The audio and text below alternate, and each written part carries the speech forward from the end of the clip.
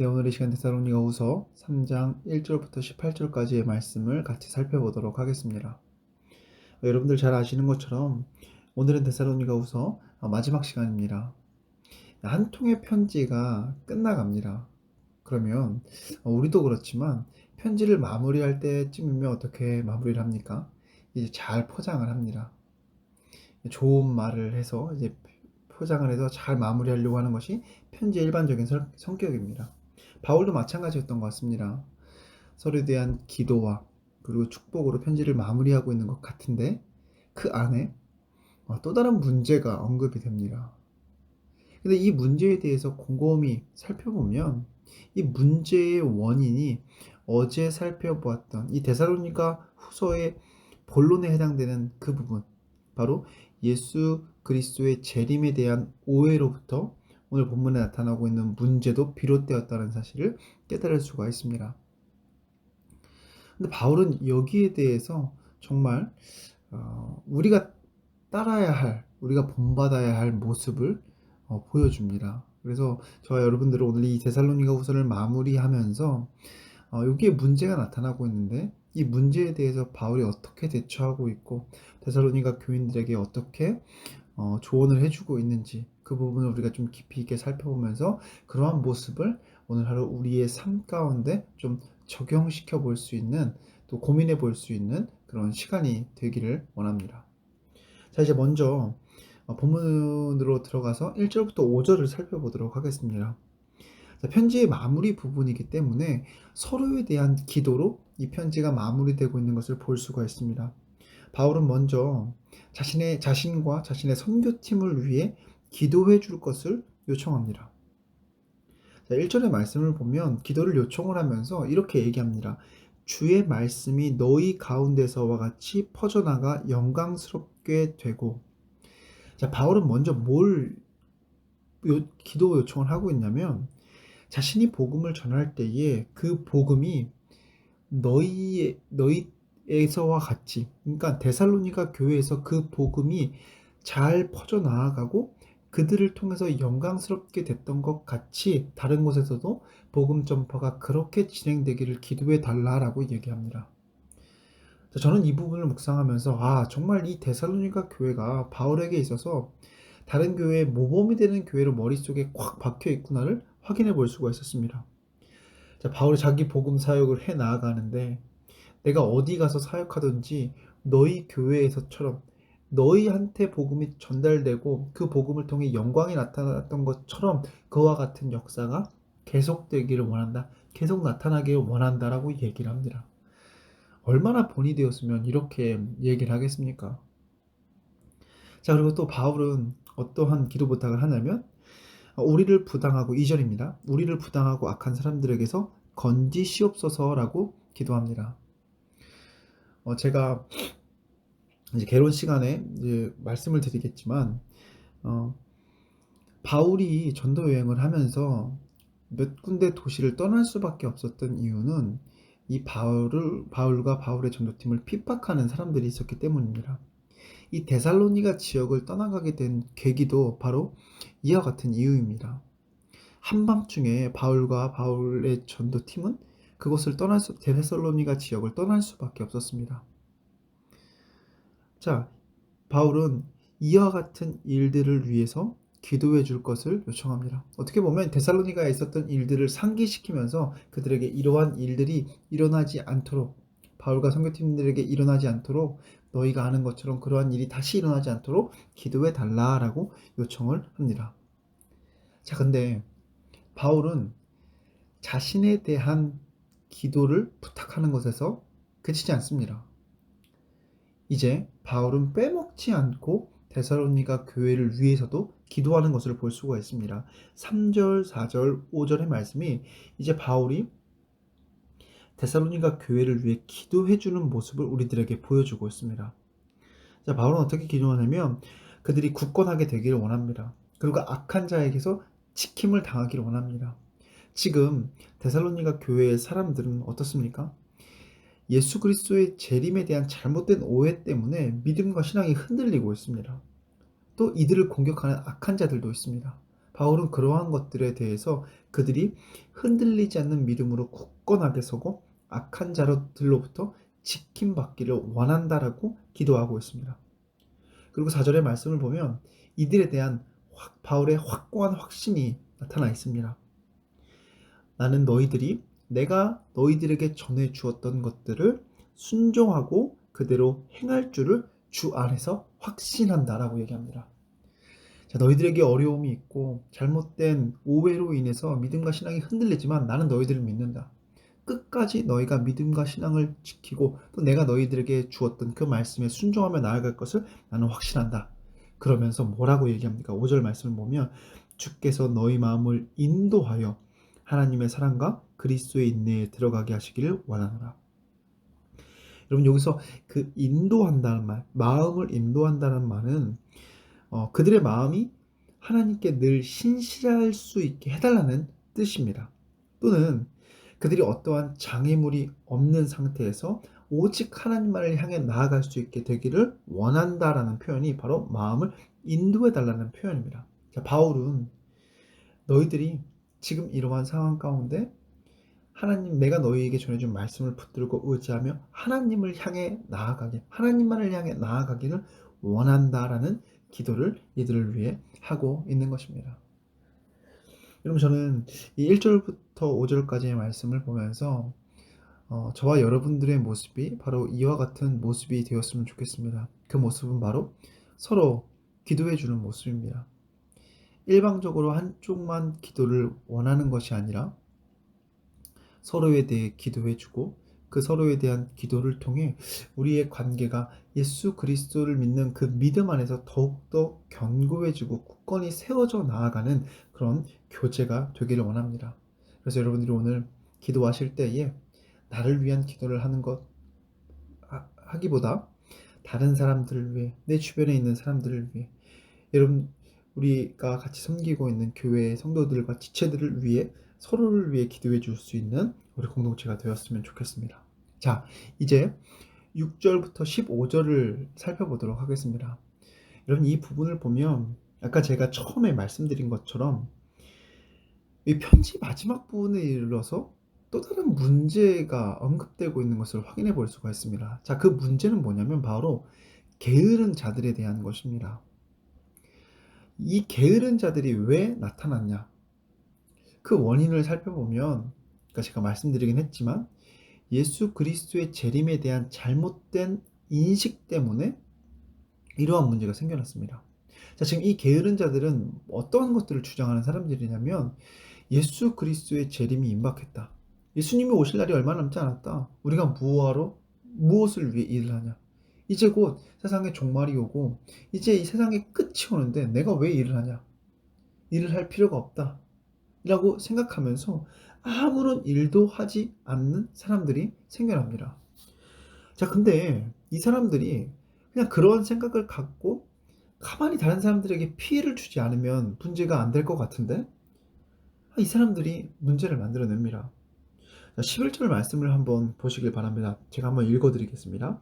우리가 들은즉 너희 가운데 게으르게 행하여 도무지 일하지 아니하고 일을 만들기만 하는 자들이 있다 하니. 여러분 이 게으른 사람들은 자신만 일을 하지 않고 가만히 있는 것이 아니라 문제를 또 만들어냅니다. 자신은 일을 하지도 않으면서 일을 만들어낸다는 것입니다. 자, 예를 들면 이럴 것 같습니다. 당시에 이런 사람들이 교회 안에서 어떤 일들을 하냐면 다른 사람들의 일에 참견을 합니다. 자신은 일하지 않으면서 참견하는 것입니다. 자, 예를 들면 이런 쉽게 예를 들 수 있을 것 같습니다. 음식을 만듭니다. 자, 음식을 만드는데 열심히 나는 음식을 만들고 있는데 옆에서 어떤 사람들이 이랬습니다. 일은 하나도 안 하면서 뒷짐을 지면서 왔다 갔다 하면서 이건 저렇게 해야 돼, 이건 저렇게 해야 돼. 그리고 대뜸 간을 보면서 달다, 짜다, 싱겁다 막 이런 얘기를 합니다. 그러면 속으로 막 저도 그렇게 하지만 인간적인 생각이 어떻습니까? 지는 일도 안 하면서 이래라 저래라 참견만 하네.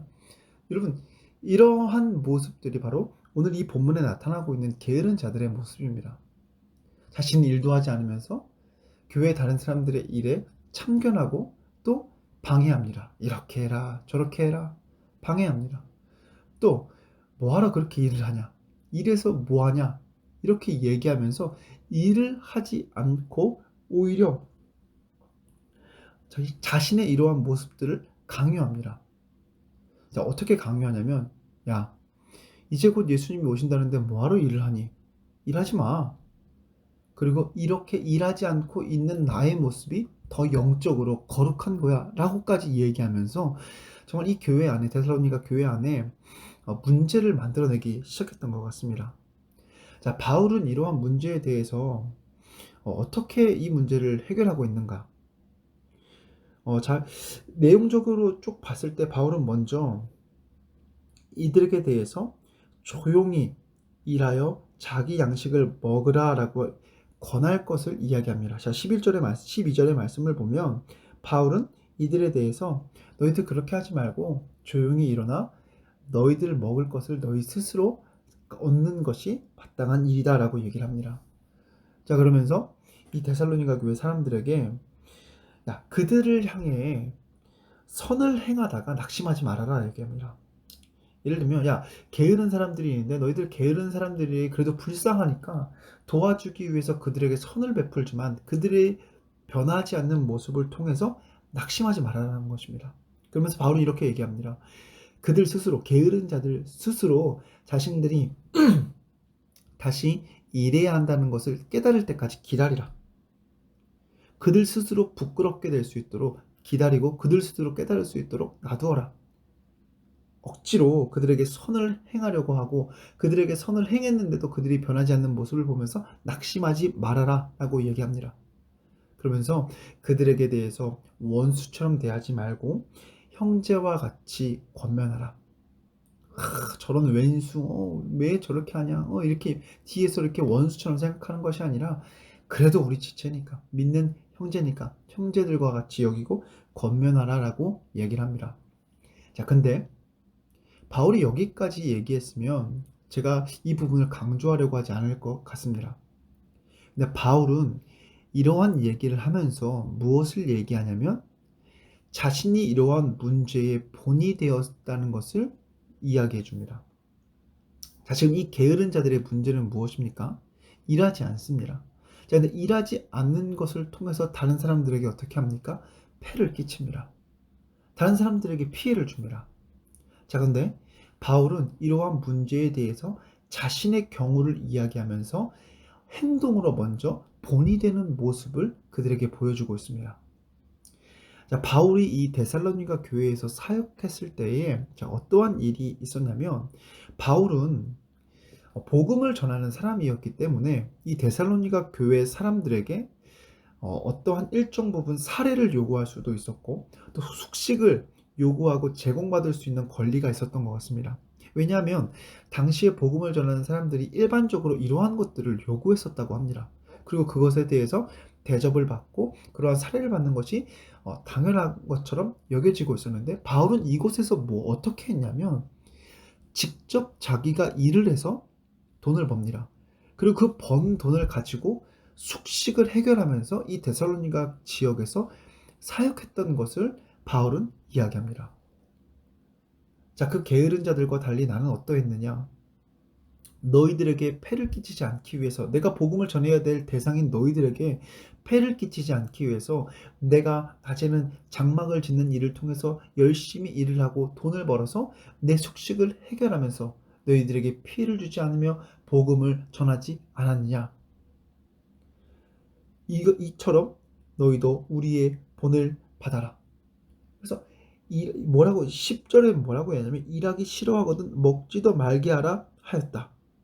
내가 너희에게 이렇게 가르치지 않았느냐? 내가 너희에게 이러한 모습으로 본을 보여주지 않았느냐라고 이야기하면서 이 데살로니가 교회에 있는 게으른 자들에 대해서 어떻게 대처해야 되고 또 어떻게 그들에게 본이 되는 모습이 되어야 하는지를 알려줍니다. 저는 바울의 대단한 모습은 바로 이러한 모습이라고 생각합니다. 말만이 아닌 말보다 먼저 행동이 앞선 모습이 바울이 오늘 본문의 말씀을 통해서 우리에게 보여주고 있는 모습입니다. 게으른 자들에 대해서 그들에게 대해서 어떻게 해라 라고 했다면 그냥 일반적인 가르침에서 끝났을 수 있습니다. 그런데 바울은 그러한 가르침을 이야기하면서 자신이 직접 그러한 모습에 본이 먼저 되었다는 것을 이야기해 주면서 이 데살로니가 교회 사람들에게 나타난 문제에 대한 해결책을 제시해 주고 있습니다. 여러분 얼마나 실질적으로 다가왔겠습니까? 그리고 데살로니가 교회의 사람들도 실질적으로 바울의 그런 모습을 직접 봤지 않겠습니까? 정말 이 바울이라는 사람은 말뿐이 아니라 행동까지도 보여주는 그런 사람이었구나 라는 그런 좋은 본이 되는 모습을 바울이 보여주는 것을 우리가 기억해야 할 것입니다. 자, 이제 마지막 16절, 17절, 18절은 일반적인 이 편지의 마무리, 이제 축복을 하면서 하나님의 은혜와 평강이 있음을 언급하고 있고, 또 혹시나 이 편지가 바울으로부터 쓰여진 것이 아니다, 바울의 것이 아니다라는 것을 방지하기 위해 내가 친필로 문안하고 있다라는 이런 언구를 넣어주면서 바울이 쓴 편지임을 확인시켜주면서 이 데살로니가 후서의 말씀을 마무리하고 있습니다. 자, 오늘 데살로니가 후서를 마무리하면서 오늘 우리 하루의 삶이 이 바울과 같이 본이 되는 삶이 되기를 원합니다.